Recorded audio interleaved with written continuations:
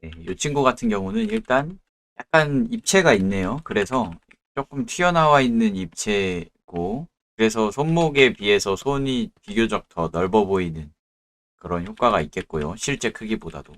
그리고 가운데 손가락 너클 부분을 기준으로 이렇게 아치형 제대로 나와 있고, 그리고 주먹을 쥘 때 이제 좀 잘 봐주면 좋을 만한 부분이 이 두 번째 손가락인데, 엄지손가락 쪽에 지방 패드가 주먹을 쥘 때 좀 이 두 번째 손가락을 좀 밀어내서, 그래서 약간 앞쪽으로 혼자서만 좀 튀어나오는 경향이 있습니다. 그래서 요렇게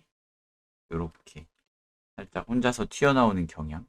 그리고 뭔가 물건 같은 거 쥘 때도 가운데 손가락을 기준으로 요렇게 그 흐름이 있잖아요. 그 너클 부분에. 그런데 이제 두 번째 손가락의 흐름이 이제 이렇게 이어지면은, 그러면은 일직선으로 딱딱 손가락들이 그대로 들어갈 텐데, 그렇지가 않고 이렇게 꺾여 있단 말이죠. 흐름이. 가운데 손가락이 기준으로 요렇게 되는 거라서. 그래서 뭔가 물건 같은 거 쥘 때도 물건이 이런 식으로 일자 형태로 이렇게 있다고 하면은 두 번째 손가락은 이제 다른 손가락들에 비해서 좀 더 이만큼까지 한 마디가 더 와야 되는 그런 형태들인데, 요것도 이미지로 보면은 좋을 것 같은데, 뭐 요런 느낌입니다. 그러니까 얘네는 이제 하나의 흐름이니까 이렇게 나란히 좀 있는데, 여기에서는 이제 반대 흐름이라서 마디가 하나가 좀 더 필요하게 된 이런. 그래서 주먹을 그릴 때는 요 네 개 손가락의 리듬감이 이렇게 된다는 거죠. 두 번째 손가락, 나머지 세 개 손가락, 이런 느낌.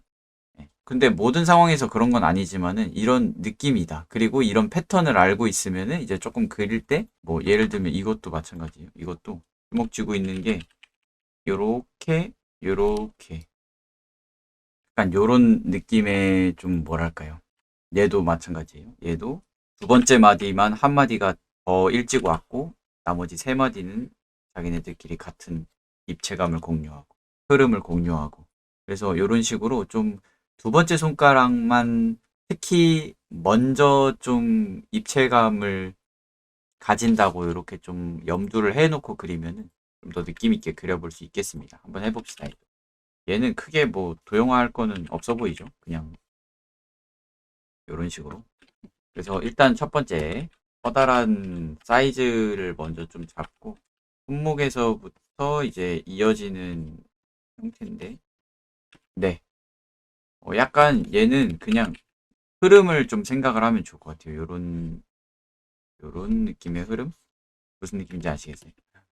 이렇게 우선은 어떤 뭐 흐름부터 잡든 아니면 뭐 덩어리부터 잡든 상관없고요.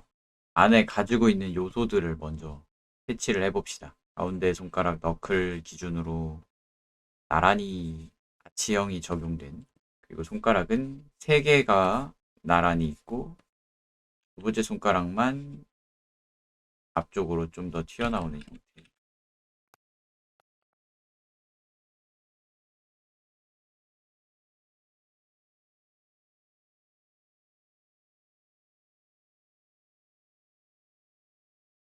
손목의 두께는 중간에 있는 손가락 3개 정도의 두께감이라는 거를 기억을 해 놓으면은 이제 좀 그리실 때 너무 두꺼워지거나 얇아지지 않게 기준을 잡아 볼 수 있을 거예요. 그 새끼손가락 쪽에 돌출된 뼈 부분도 살짝 찾아볼 수 있고, 손 등 쪽으로 이어지는 힘줄 때문에 생기는 앞뒤 관계도 찾아볼 수 있고요. 그리고 주먹을 쥘 때 새끼손가락 쪽 옆에서 튀어나오는 물갈퀴 부분에 접히는 부분도 관찰할 수 있고, 그 밑에 이제 새끼손가락 쪽 패드의 두께감도 부드러운 곡선형도 좀 찾아볼 수 있겠습니다.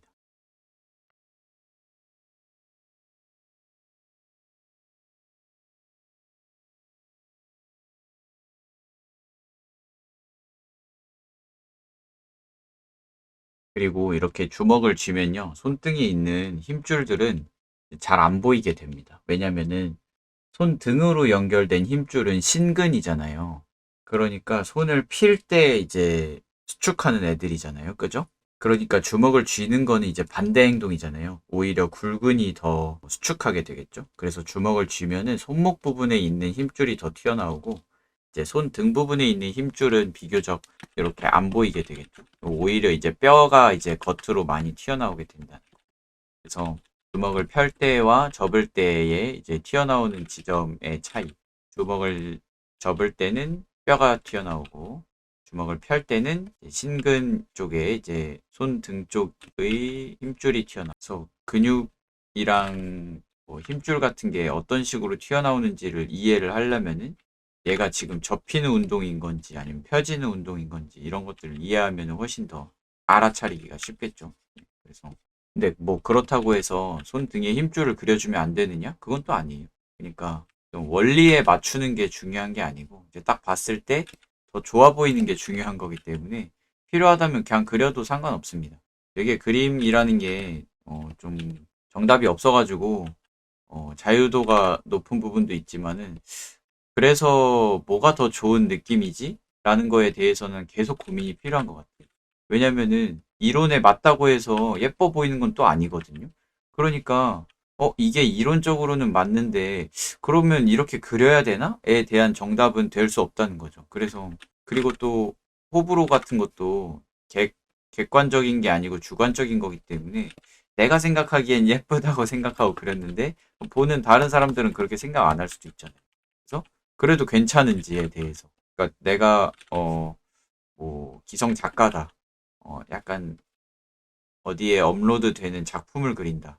그러면은 내가 좋아하는 것보다는 이제 그걸 보는 독자들이 원하는 형태로 그려주는 게 이제 중요하겠죠. 어떻게 보면. 만약에 돈 받고 계약을 해서 하는 거면. 근데 그냥 내가 내 블로그에 혹은 내가 내 뭐 SNS에 그냥 내가 하고 싶은 거 해서 올리는 거다. 이러면은 보는 사람이 누구든지 크게 신경 안 쓰고 그냥 내가 좋아하는 형태로 그래서 올려도 되겠죠. 그래서 약간 그 부분은 본인이 좀 하려는 거에 이제 성격이랑 좀 관련이 있는 것 같습니다. 항상. 그래서 나는 뭐 작가가 될 거다. 혹은 나는 그냥 취미로 할 거다. 혹은 뭐 나는 뭐 작가가 될 거긴 한데 뭐 그렇게 큰 명예나 돈은 필요 없다. 뭔가 그런 어떤 지점들을 제대로 잡고 있어야 나중에 이제 후회를 안 할 수 있다는 거죠. 뭔가 좀 대중성을 갖출 것인지 아니면은 내가 좋아하는 거를 최대한 해보려고 할 것인지 아니면 그런 거 다 상관없고 그냥 그 트렌드에 맞는 거 다 할 수 있게 좀 진짜 기본기를 갈고 닦아서 어떤 형태로든 그려낼 수 있는 그런 탄탄한 중심을 갖추는 그런 것도 너무 좋고요. 그게 뭐 할 수만 있다면 짱인데 그러려면 시간이 되게 많이 소모되겠죠? 그리고 엄청난 성실성이 좀 요구될 거고 어, 네. 그래서 이렇게 좀 도형화된 형태에서 겉으로 보여지는 형태까지 좀 그려보았는데 밑에 도형화한 것들 꺼보세요 한번. 그리고 느낌을 보세요. 제가 그랬잖아요. 결국에는 우리가 정확히 그려내는 것보다 딱 봤을 때 예쁘게 보이는 게 더 중요한 거거든요. 그래서 딱 보고 아 뭔가 이 부분 이상한데 싶은 부분이 있으면 원본이랑 좀 비교를 해보시고 요 부분 요렇게 이렇게 고쳐보자 하면서 이제 좀 수정해 보는 거. 이게 이제 마지막 단계라고 할 수 있겠습니다. 뭐 예를 들면은 제가 딱 이렇게 그리고 봤더니 뭔가 엄지손가락이 좀 너무 이상한데? 그러면 이제 원본이랑 비교해 보는 거죠. 거리감이 어떻고 뭐 길이감은 어떻고 막 이러면서 그러면 뭐 요런 식으로 좀 수정을 해볼까 하면서 이제 수정도 해보고 원본 형태랑 꼭 똑같지 않아도 되니까 보기 좋은 어떤 지점들을 찾아가기 위해서 수정을 해보는 거죠. 그리고 뭐 원본이랑 완전 똑같이 해보기도 하고 하면서 요 좀 마지막 단계라고 할까요? 좀 세 번째 단계 원본 형태랑 비교해 보면서 내 그림 속에 수정할 부분을 찾는 거. 요게 이제 어떻게 보면은 제일 중요한 부분이에요. 그리면서. 근데 제가 이제 드리는 어떤 답변들은 이제 정답이 아니고 이제 나는 이렇게 한다. 그리고 나는 이런 방식으로 찾아냈다. 이런 약간 제 경험밖에 얘기할 수 없겠죠. 저도 제 삶밖에 안 살아봤기 때문에 네, 제 그림밖에 안 그려보았고. 그래서 어떤 지점에서는 되게 스스로 찾아가면서 느끼는 재미도 있잖아요. 그래서 그런 재미들을 좀 느껴보면 어떨까 싶습니다. 이렇게 몇몇 손들을 좀 그려보았습니다. 그러니까 옛날에는 보고 하기 어려웠겠죠. 왜냐면은 그땐 카메라도 없었고, 그죠? 그러니까 뭔가 자기가 원하는 어떤 손 형태 그리려면은 이제 모델을 써가지고 포즈를 취하게 하고 그린다든지 아니면은 자기 손 이렇게 꺾어가지고 보면서 그린다든지 뭐 이런 식으로 했겠죠. 그리고 뭐 대학교 입시나 혹은 예고 입시 같은 것들은 이제 거기서는 휴대폰 같은 거 못 쓰잖아요. 그러니까 입시할 때는 그렇게 못하니까 자기 손 보고 하거나 아니면 뭐 옆에 사람 손 보고 하거나 그렇게 해야 할 텐데, 근데 이제 저희는 디지털 작업을 하는 거니까 좀 본질적으로 좀 다른 부분이 있는 거죠. 어떻게 보면은 저희는 이제 제한된 시간도 아니고 제한된 도구도 아닐 뿐더러, 그리고 너무나도 좋은 카메라 스마트폰 다 있고, 그리고 그거 외에도 뭐 3D 자료 같은 것도 쓸 수 있고 뭐 핀터레스트에도 자료들 널려 있고, 그러니까 안 보고 그리는 거는 사실 이제부터는 좀 가오의 영역이죠. 어떻게 보면은. 네. 네. 왜냐면 충분히 보고 그릴 수 있는데 안 보고 그리는 거잖아요. 그러니까 진짜 어떤 그 부분은 진짜로 좀 본인이, 근데 나는 그림 그린다고 하면은 이 정도는 안 보고 그릴 수 있어야 되는 거 아닌가? 뭔가 이런 자기만의 그런 신념이 있으시면은 그 부분은 시간을 좀 더 쓰더라도 그렇게 하는 게 더 좋은 것 같아요. 저는 개인적으로는. 그래서 저도 솔직히 말하면은 어떤 그림 같은 거 그릴 때 포즈가 진짜 도저히 내가 못 그려내겠다. 그러면 그냥 타이머 맞춰놓고 삼각대 해가지고 저를 찍은 다음에 그거 대고 그리거든요. 근데 그러고 나면은 좀 가오가 상해요. 좀, 내가 그래도 그림을 몇 년을 그렸는데 이거를 지금 못 해가지고 사진을 따라 그리나? 뭔가 이런. 근데 이제 그거는 좀 제가 볼 때는 어떤 효율로 따지자면 훨씬 비효율적인 부분인 것 같긴 하거든요. 그래서 잘 생각을 해보시고, 네. 나는 어떤 사람인가? 나는 신념이 더 중요한 사람인가? 아니면 시간이 더 소중한 사람인가? 뭔가 이런 거를 이제 잘 생각을 하셔서, 사진을 찍어서 할 것인지 아니면 진짜로 머릿속에다가 3D 입체를 아예 만들어 놓을 수 있을 정도로 연습을 할 것인지. 네. 그래서 하여튼 요 손 같은 거는 이제 자료를 참고해도 되기 때문에, 그래서 어떤 기본적인 저희가 같이 해봤던 기본적인 어떤 그 힘줄의 방향성이나 아니면 손가락 마디의 어떤 그 비례라든지 뭐 손톱의 입체감, 뭐 손바닥의 그 지방 패드들, 손등의 뭐 너클 부위들, 뭐 이런 기본적인 지식만 있으면요, 자기 손 그냥 보면서 얼마든지 변형시킬 수 있어요. 더 큰 주먹으로 만들 수 있고, 더 투박한 형태로도 만들 수 있고, 아주 조금의 변형만 있으면 되기 때문에. 그래서 꼭 마지막 단계를 잘 거치세요. 다 하고 나서 원본이랑 비교해 보면서, 네, 요게 이제 제일 중요한 거예요. 사실 거기로 가는 과정은 그렇게 크게 중요하진 않아요. 네. 우선은 이미지 안에 있는 어떤 구조들을 한번 추적을 해보도록 하겠습니다. 제가 한번 설명드리고 그리고 옆에다가 바로 옮겨보면 될 것 같아요. 우선은 이게 손목을 뒤로 꺾어 놓은 상태죠. 이렇게. 그래서 손 등 부분에 이제 심근이 손 등을 이렇게 젖히는 부분에 어떤 힘줄이 지금 좀 튀어나온 거를 좀 확인을 하실 수가 있고, 손 바닥 쪽으로 가는 힘줄들은 이런 식으로 들어가게 되겠죠. 그리고 이제 손가락 같은 경우는 하나의 흐름이 있습니다.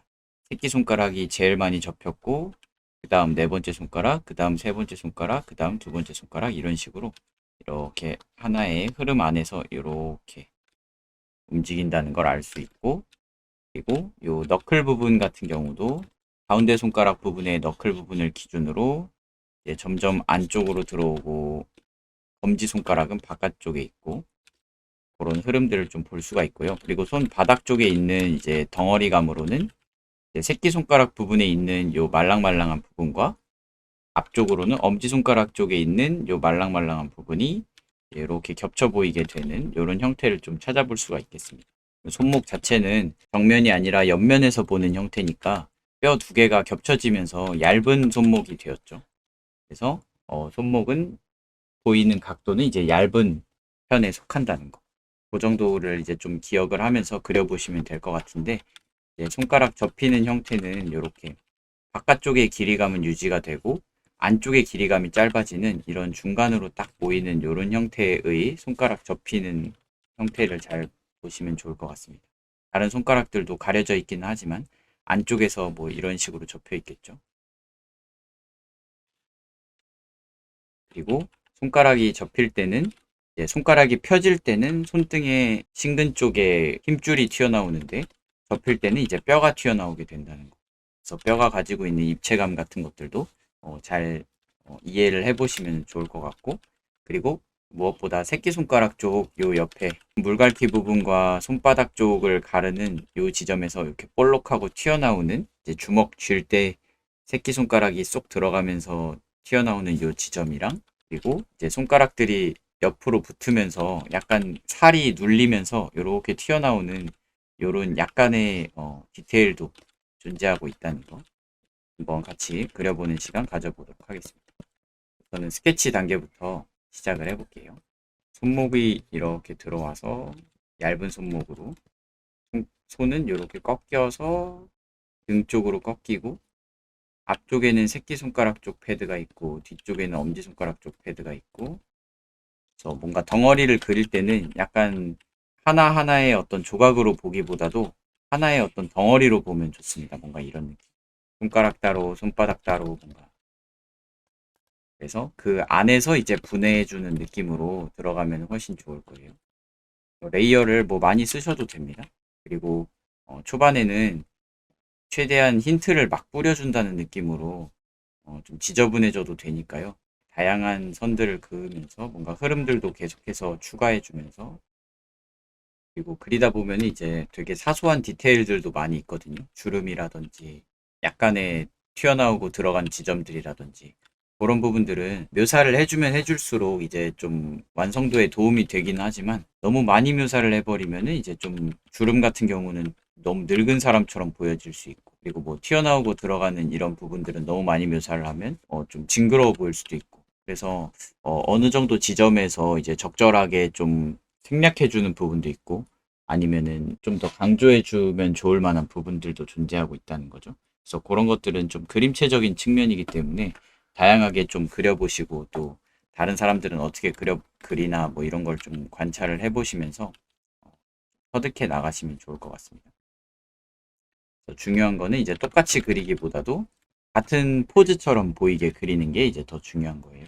우선은 가지고 있는 어떤 요소들을 다 힌트로 삼아서 표시를 해놓고, 그다음에 뭐 레이어를 올려서 좀 조각을 더 내준다든지, 뭐 이렇게 레이어를 뭐 2개를 쓰셔도 되고 3개를 쓰셔도 되고, 그래서 생각보다 뭐 되게 큰 부분인데도 생략해도 별로 상관이 없는 부분이 있고, 좀 작은 부분인데도 표시를 해줬을 때 되게 효과적인 부분도 있고 그렇거든요.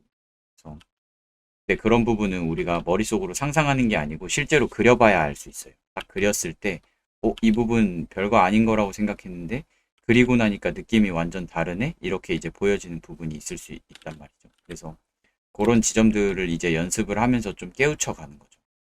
어, 우리가 눈으로 그냥 관찰할 때는 그렇게 큰 지점이 아니라고 생각했던 부분인데 실제로 그려놓고 보니 느낌이 완전 다르다. 뭐 이런 것들. 손은 아마 손이 그 구조적, 그 뭐랄까요, 입체적으로 봤을 때는 아마 인체에서 거의 제일 그리기 어렵지 않을까 싶습니다. 왜냐면은 손가락 마디마디마다 다 어, 원하는 대로 좀 움직일 수 있는 범위가 넓고,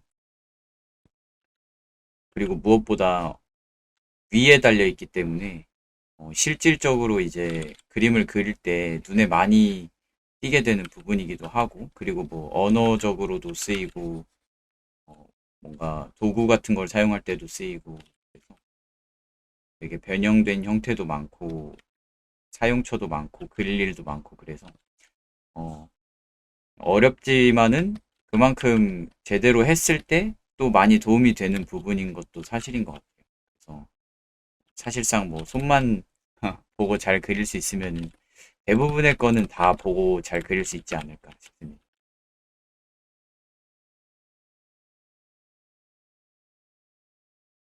약간 그 알아가는 과정이 이제 이런 거거든요. 아, 이거 저번에 그렸던 건데 여기에도 있네? 이러면서 이제, 아, 이 부분은 그러면은 많이 좀 반복이 되는 부분인가 보다. 이러면서 이제 알아가는 거기 때문에 사실 되게 많이 해야 좀 알 수 있는 지점들이 있어요. 그게 이제 좀 감각적인 측면이고, 이론적인 측면은 사실 한 번만 해도 알 수 있거든요. 그냥 설명 한번 듣고 한번 그대로 그려보면 할 수 있는 건데,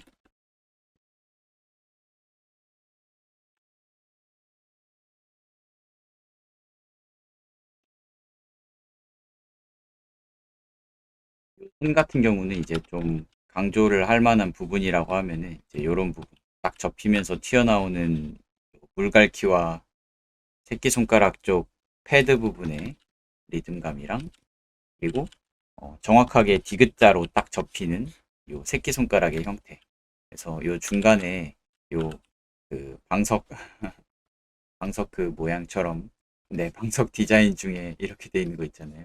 뭐 이런 디자인 마냥 딱 접히면서 안쪽 길이감이 딱 짧아지고 바깥쪽 길이감이 유지되는 이런 형태랑, 그리고 요 첫 번째 마디들이 하나의 어떤 흐름으로 이렇게 흐르는 듯한 이런 방향성을 좀 가지는 거. 두 번째 마디들도 마찬가지 이렇게. 그래서 엄지손가락을 제외한 네 개의 손가락은 약간 보는 방향도 이런 식으로, 여기 보시면 얘는 이쪽을 바라보고, 얘는 이쪽을 바라보고, 얘는 이쪽을 바라보고, 얘는 이쪽을 바라보고, 뭔가 이런 식으로 뭔가 점점 점차적으로 서로의 방향성이 서로에게 좀 영향이 있는, 하나가 움직이면 그 옆에 있는 애도 살짝 움직이고, 하나가 펴지면 그 옆에 있는 애도 살짝 펴지고, 뭔가 이러면서 연속성이 있는 느낌입니다.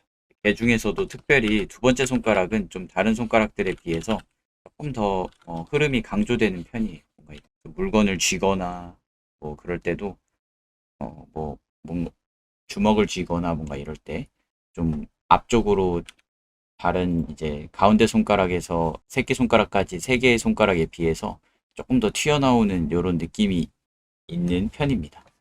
얘는 이제 손가락들을 이제 다닥다닥 좀 붙이고 있는 상태인 거죠. 그러니까 어느 정도 힘이 들어가 있는 상태인 거고, 손가락을 붙이기 위해. 왜냐면 그냥 힘 빼고 있으면 떨어져 있거든요. 사이에 남는 공간이 있고. 그리고 엄지손가락을 안쪽으로 이렇게 가져오면서, 이렇게 안쪽으로 가져오면서 이 안쪽에 엄지손가락 쪽 근육이 만들어내는 패드 부분이 이제 꽤 크게 부풀어 오르고, 주름 부분은 이제 마치 옷의 겨드랑이 부분 주름지듯이 되게 깊은, 그리고 커다란 주름들이 생긴 것도 확인을 해볼 수가 있겠습니다. 그리고 손가락들의 길이감 같은 경우는 이제 가운데 손가락을 기준으로 두 번째, 네 번째 손가락이 거의 비슷하고, 새끼 손가락이 이제 좀 더 짧은 요런 길이감이죠. 그래서 가지고 있는 요런 아치형 형태, 그리고 마디마다 또 다 비슷한 아치형을 가지고 있는 거죠. 그래서 이런 걸 좀 생각을 하면서 그려봅시다. 그래서 얘도 마찬가지로 좀 하나하나를 보기보다도 덩어리로 이런 식으로 손바닥, 엄지손가락, 나머지 네 개 손가락 뭐 이런 식으로 덩어리를 나눠서 이제 생각을 하면은 조금 더 편하게 그 덩어리감을 좀 이해할 수 있습니다. 그래서 너무 디테일하게 보기보다도 우선은 크게 크게 보고 그 다음에 걔네를 분해하는 느낌으로. 처음에는 이제 어떤 형태를 막 자세하게 잡기보다도 일단 막 뿌려 놓는 거예요. 이런 지점들이 있군 하고 이제 딱 알 수 있게. 그래서 그 마치 학교 수업 듣다가 선생님이 말하는 거 이제 필기하듯이 중요한 것만 이제 탁탁 적어 놓고 나중에 이제 뭐 시험 기간에 다시 정리하든지 뭐 그렇게 할 거 아니에요. 그것처럼 이런 스케치 단계에서는 이제 주요 포인트들만 이제 빠르게 빠르게 잡아놓고, 그리고 이제 다듬는 단계 좀 다듬어 가는 겁니다. 얘는 이제 손바닥이니까 손목은 이제 좀 넓은 편에 속할 거고, 그래서 손목의 두께는 보통 손가락 3개 정도의 두께로 잡아주면 된다고 했어요. 너무 두꺼워지거나 혹은 얇아지지 않는 선 안에서는 약간 더 두꺼워지거나 더 얇아지는 거 이 정도는 그렇게 크게 막 문제가 되진 않거든요. 그래서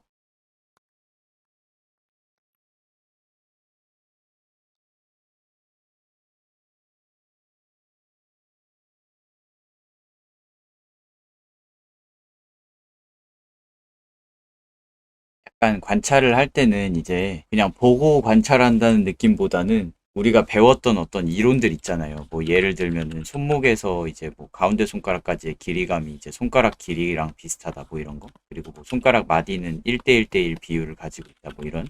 그러니까 이런 이론을 이제 생각을 하고 그러면은 요거 길이가 비슷하겠네라고 이제 생각을 하면 이제 그게 비슷한 게 보이는 거죠.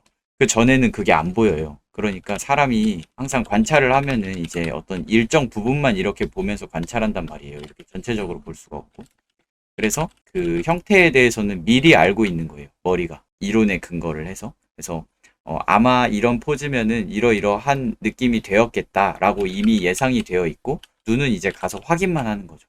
그래서 뭐 엄지손가락이 이렇게 손 안으로 많이 들어왔으면 당연히 엄지손가락 쪽 패드는 이제 빵빵하게 커졌겠고 겨드랑이 부분 접힌 것처럼 깊이 있는 주름이 생겼겠다. 이렇게 이제 예상이 먼저 되는 거고 그 다음에 이제 관찰을 하는 거죠. 어떤 모양으로 생겼나 이렇게. 그러니까 이게 이제 순서가 반대가 되면 안 되는 거예요.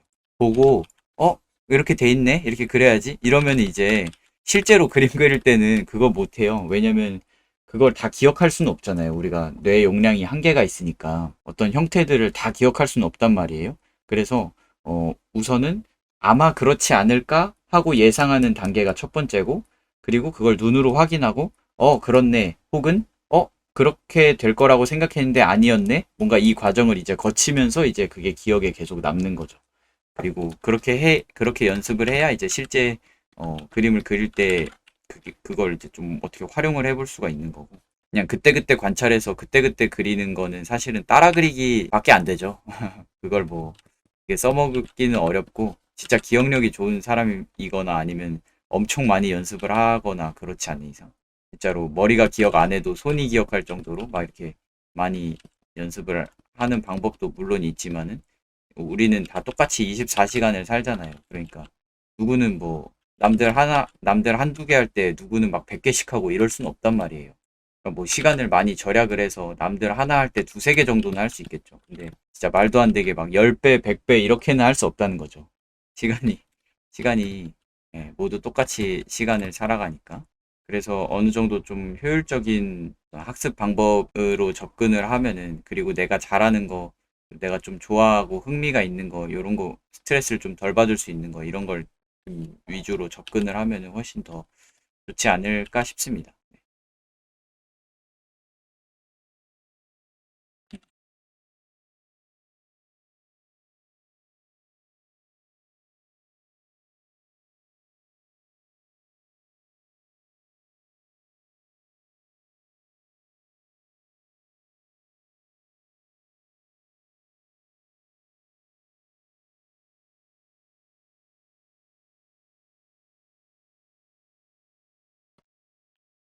음,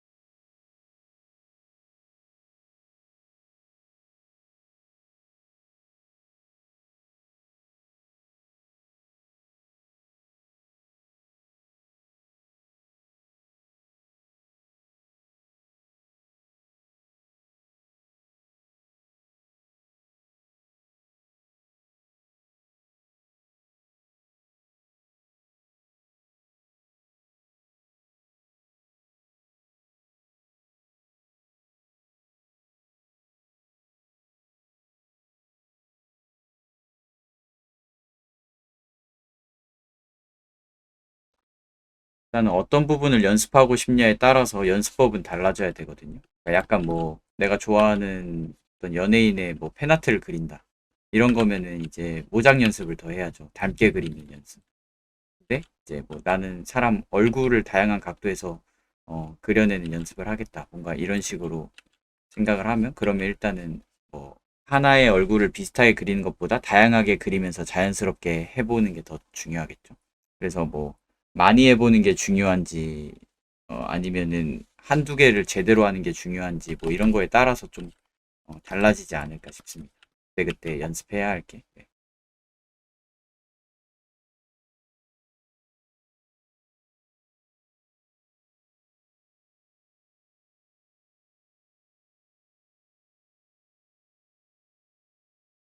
약간 선택인 것 같습니다. 제가 생각하기에. 그러니까 약간 어떤 부분이 더 필요한지는 사람마다 이제 좀 부족한 부분이 다르니까 섣불리 뭐를 해라 이렇게 말하기는 어려울 것 같고 약간 엄지 손톱에 있는 요 각도를 잘 살려보면 좋을 것 같습니다. 약간 손톱이 가지고 있는 입체가 되게 손가락이 가지고 있는 입체를 잘 보여주거든요. 그래서 손가락이 원통형이라고 생각을 하시면서 손톱 라인의 방향성을 잘 살려보면은 좋지 않을까 싶습니다.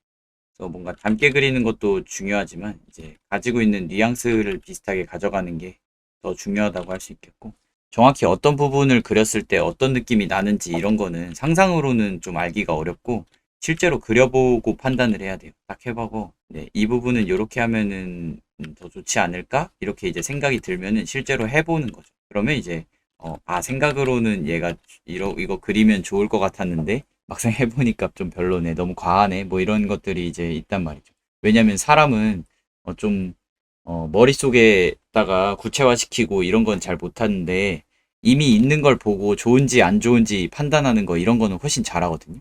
그래서 그러니까 이런 거죠. 뭔가 머릿속에 잘생긴 사람의 얼굴을 딱 떠올려 보세요. 이러면 이제 구체적으로 그걸 떠올리기는 어렵단 말이에요. 뭔가 그런 뉘앙스만 대충 떠오르고. 근데 눈앞에다가 사진을 주고 둘 중에 누가 더 잘생겼는지 고르세요. 이런 건 이제 훨씬 쉽단 말이죠. 그래서 뭔가 사람은 좀 뭔가를 눈으로 확인한 다음에 그 다음에 그걸 판단하는 능력이 더 좀 특화되어 있기 때문에 그림 연습 자체도 머릿속에서 이제 생각을 한 것들을 이제 구체화를 그림으로 그려서 이제 눈으로 확인할 수 있게 만들어 놓은 다음에 그 다음에 이제 판단을 하는 거죠. 아, 이거는 그리면 좋겠다. 이거는 빼는 게 좋겠다. 이렇게. 그리고 그런 게 이제 많이 늘어가면 늘어갈수록 그 안에서 이제 자기 취향에 맞는 어떤 그림체들이 생겨나게 되는 거고 요걸 그릴 때는 요걸 그리면 좋아지더라. 요걸 그리면 별로가 되더라. 뭔가 이런 자기만의 좀 노하우가 좀 생겨나는 거죠. 그러면 그런 것들이 이제 자기 그림 안에 자연스럽게 녹아들면서 아, 이 사람은 요런 부분은 요렇게 그렸고 저런 부분은 저렇게 그렸고 뭔가 이런 것들이 생겨나게 된다는 거죠. 그래도 다행인 거는 이제 손 같은 경우는 사람마다 거의 다 비슷하기 때문에 그러니까 인체 같은 부분은 남자 여자가 많이 다르고 또 근육을 많이 키운 사람이랑 별로 안 키운 사람이랑 또 체형에 따라서도 다르고 인종에 따라서도 다르고 그렇잖아요. 근데 손은 이제 그런 부분이 이제 비교적 좀 덜하니까 아무래도 그냥 사진으로 자기 손 찍어서 필요한 각도가 있으면은 그냥 해도 되니까 약간 손은 음, 관찰해서 비슷하게 그릴 수 있는 능력만 좀 갖추면은 어느 정도까지는 다 커버를 할 수 있거든요. 다른 거에 비해서는 이제 좀 뭐랄까요, 잘 사용하는 어떤 방법이 그나마 좀 더 수월한 편이라고 해야 될까요? 네, 좋습니다. 그래서 아주 살짝 반측면이라서 이렇게 살짝씩 겹쳐져 있는 이런 형태들로 그려볼 수 있었고 엄지손가락이 들어오면서 생기는 요 엄지손톱의 각도를 통해서 손가락이 바라보고 있는 어떤 방향성에 대해서 이제 확실하게 보여줄 수 있다는 거.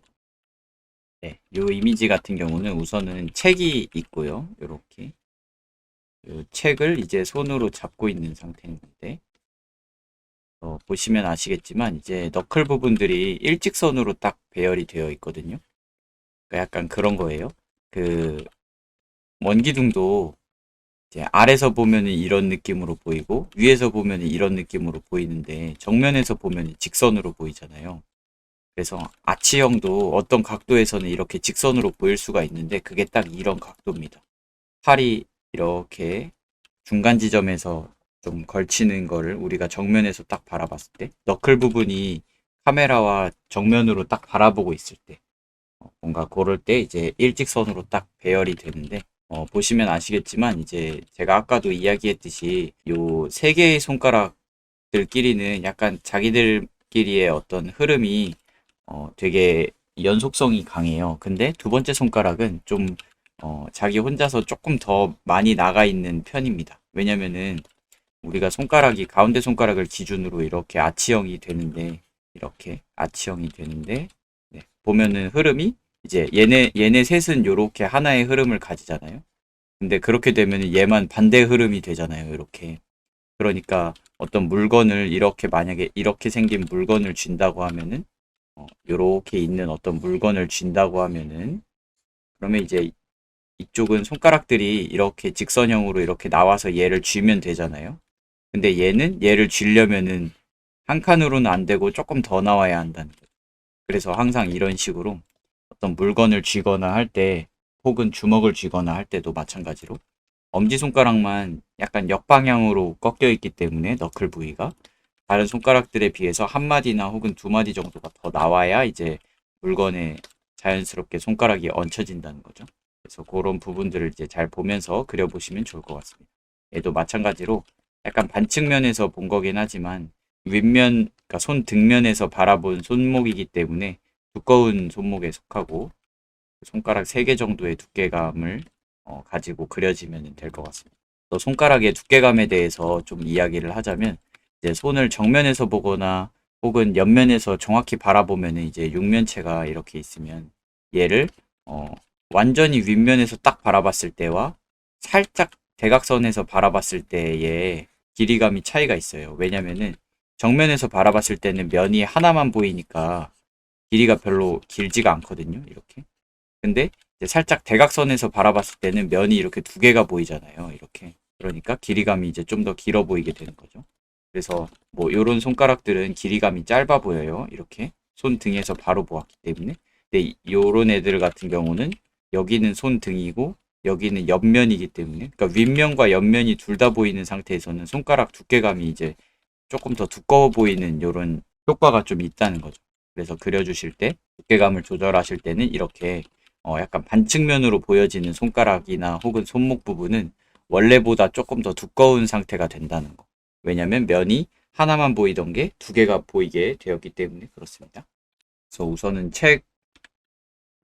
책의 형태를 먼저 생각을 하고 들어가면 좀 더 편하겠죠. 뭐 이런 식으로 있는 책의 형태. 거기에 이제 손이 얹혀져 있는 상태인 건데, 마찬가지로 하나의 덩어리로 바라보는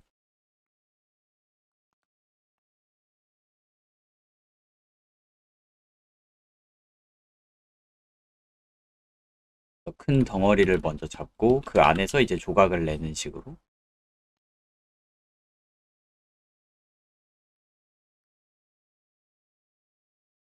그리고 마찬가지로 손가락이 접혀 있는 상태이기 때문에 요 너클 부분에는 힘줄보다는 이제 뼈의 형태가 더 도드라지게 되었다는 거.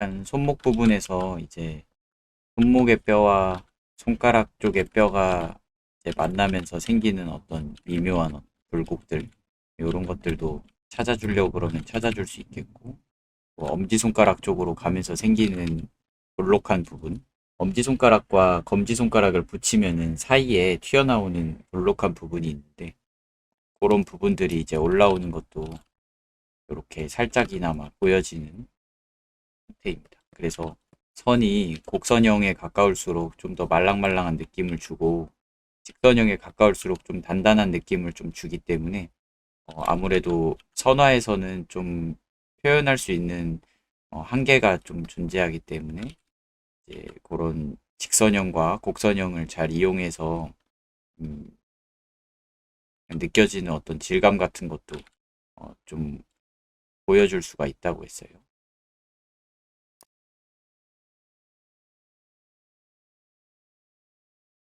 뭐 엄지손톱 같은 경우도 여기에서 보시면 손톱 아랫부분이 보이는 각도입니다. 여기까지는 이제 윗부분이 보이고 여기는 이제 아랫부분이 보이는. 그래서 각도가 지금 어떤 각도인지 대충 예상을 해볼 수가 있겠죠. 그래서 이런 손톱의 각도를 보고 엄지손가락이 향하고 있는 방향성을 좀 예상하는 데 도움이 많이 되기 때문에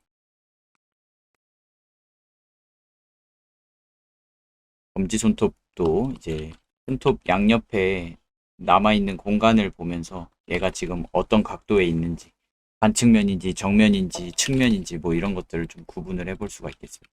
얘 같은 경우는 왼쪽에 비해서 오른쪽이 더 넓으니까 이제 왼쪽으로 살짝 돌아간 반측면이라고 볼 수 있겠죠.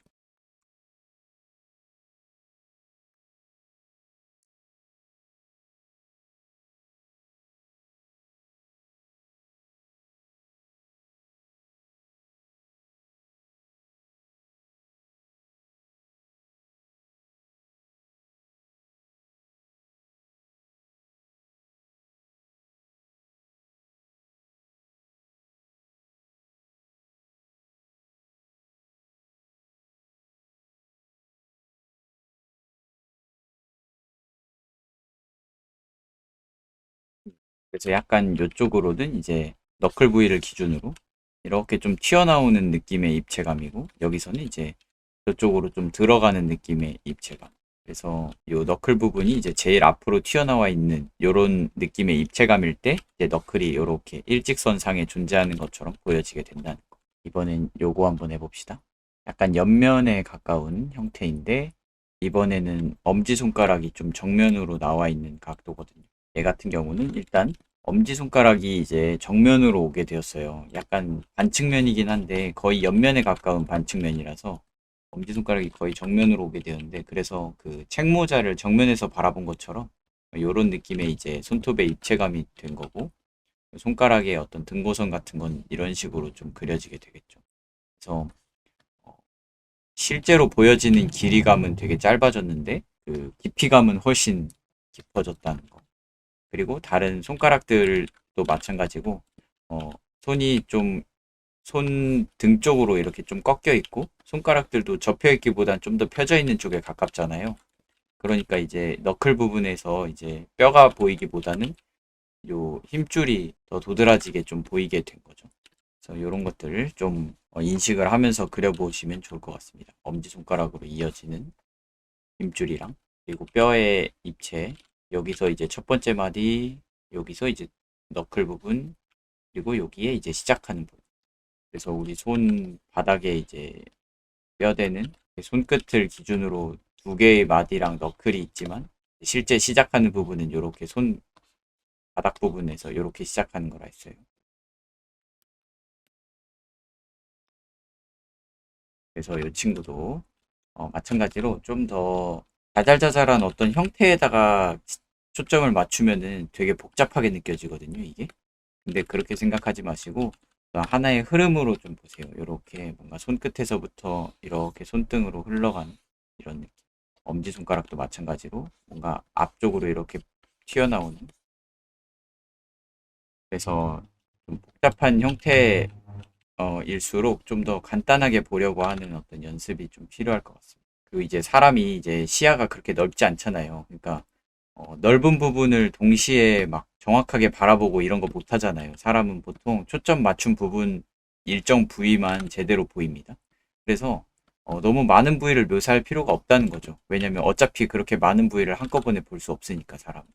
뭔가 그림을 그릴 때도 순서가 좀 있으면 좋아요. 약간 이 부분은 시선이 많이 잡히겠다. 이 부분은 좀 덜 잡히겠다. 이런 부분으로 점점 신경을 써줘야 될 부분, 시간을 써줘야 될 부분, 이런 것들을 약간 우리가 문제를 풀 때 이제 출제자의 의도를 파악하고 문제를 풀듯이 이제 문제를 낼 때도 푸는 사람이 어떻게 하면 헷갈릴까 이런 걸 생각하면서 낼 거 아니에요. 그러니까 그림을 그릴 때도 이거 보는 사람이 독자가 시청자가 어떻게 하면은 더 이거를 효과적으로 받아들일까 이런 걸 이제 생각하면서 그런 거죠. 뭔가 사업을 할 때도 가게 한 3개 정도를 운영하는데 투자를 만약에 한다고 하면은 매출이 잘 나오고, 그리고 사업 아이템이 확실해서 지속적으로 미래가 보이는 데다가 좀 더 많이 투자를 해서 불리지, 잘 안 되는 데다가 막 쏟아붓지는 않을 거 아니에요. 그러니까 뭔가 이런 것도 시선이 더 집중이 되고,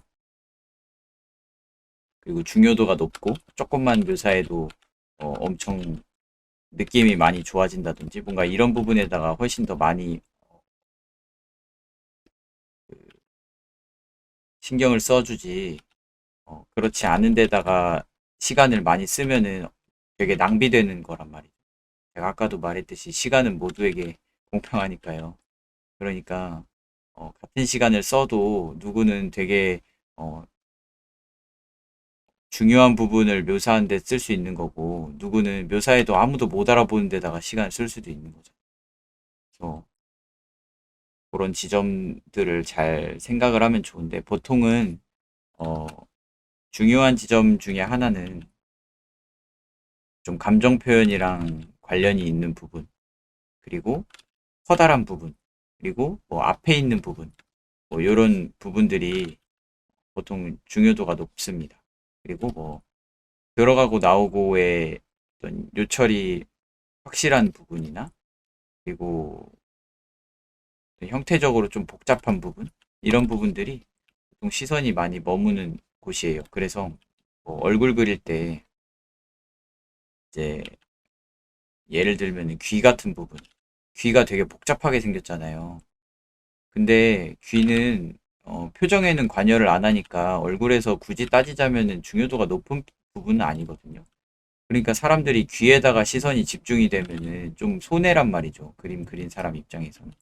그러니까 일부러 좀 귀의 어떤 묘사 정도를 다른 데에 비해서 좀 떨어뜨린다든지 아니면은 아웃포커싱을 해서 좀 흐릿하게 만들어 준다든지 아니면 어, 형태를 좀 간소화를 시켜가지고 시선이 너무 많이 머물지 않게 한다든지 뭐 이런 식으로 쓸 수 있겠죠. 그리고 어떤 특수한 어떤 씬, 뭐 예를 들면 이어폰을 귀에다가 딱 꽂아주는 뭐 이런 장면이다. 그러면 귀를 잘 그려야겠죠. 그런 장면에서는 이제 제대로 묘사하고 그런 식으로 용도에 따라서 필요도에 따라서 그때그때 시간을 사용하는 방식에 좀 차이를 두는 거 그런 부분이 이제 좀 존재한다고 할 수 있겠습니다.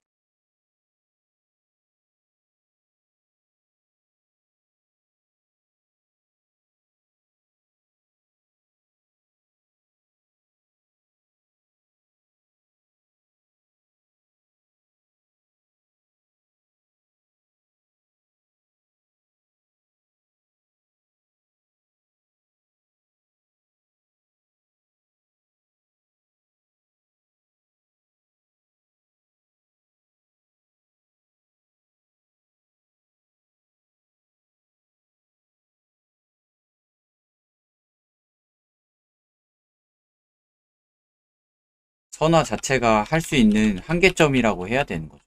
선화에도 어떤 방법들이 있죠. 뭐 예를 들면 점선이라든지 아니면 좀 선의 두께 조절이라든지 뭐 이런 것들이 존재하기는 하지만 약간 어떤 지점에서는 이제 더 이상 좀 커버하기 어려운 그런 지점들이 있는데 그래서 좀 제가 생각할 때는 이제 깊은 부분에서는 이제 조금 더 그 선의 그 깊이감을 내주기 위해서 뭐좀 진하게 쿡 눌러서 해준다든지 아니면은 네, 피랍으로 하든지 아니면 뭐 점선 같은 걸로 좀 표현을 해줄 수도 있고요. 좀 다양한 방식들이 존재하고 있기 때문에 떤 방식을 써줄지 이런 거는 좀 몇 가지 이제 패턴들을 좀 해보시고 네, 어울리는 걸로. 그래서 그때그때 좀 어울리는 게 좀 다르거든요. 그래서 그리고 또 뭐 채색 방법에 따라서도 또 달라지고 셀식으로 할 건지 아니면 그라데이션을 넣을 건지 우리가 손이 엄지손가락만 조금 더 튀어나와 있는 입체감이잖아요. 손바닥 쪽에 이렇게. 그래서 약간 엄지손가락 공간이랑 나머지 4개 손가락의 공간은 한 칸 정도의 층 차이가 있는 거죠. 약간 잘하고 못하고의 어떤 기준 자체가 좀 주관적이잖아요. 네. 그러니까 제가 볼 때는 좀 덜 엄격하게 하시면 훨씬 재밌지 않을까. 네, 오히려 엄격하게 할수록 아 이건 아니야 이러면서 안 그리게 되잖아요. 그러니까 결국에는 좀 더 뭐랄까 그 왜 이런 말이 있잖아요. 목표에 집착할수록 목표에서 멀어진다 뭐 이런 말이 있거든요. 사람이 되게 특이한 존재란 말이에요. 어떤 중요한 사건 앞에 두고 괜히 긴장해서 못한단 말이죠. 그래서 오히려 그거에 별로 개의치 않은 사람이 오히려 더 멀리 간단 말이에요. 그게 좀 네, 재미있는 부분인데 그런 걸 좀 의식하면서 해보시면 어떨까 싶습니다. 네, 고생 많으셨습니다. Non più tra i farfalloni amoroso, non notte e giorno di torno girando, delle belle turbando al riposo, ma ci seppe a cugino d'amore